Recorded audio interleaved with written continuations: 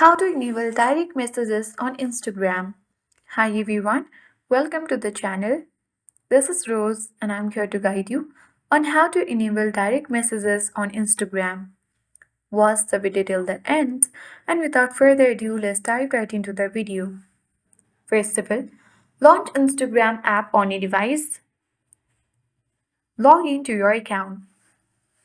Head towards profile at bottom right corner of the screen. Now tap three-line menu icon at top right corner to access settings and activity page of Instagram.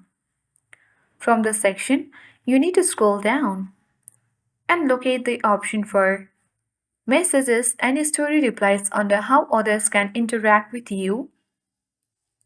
Tap message request and select your followers on Instagram and choose message request.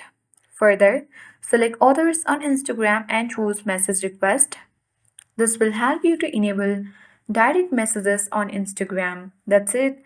Thank you for watching and see you in the next video.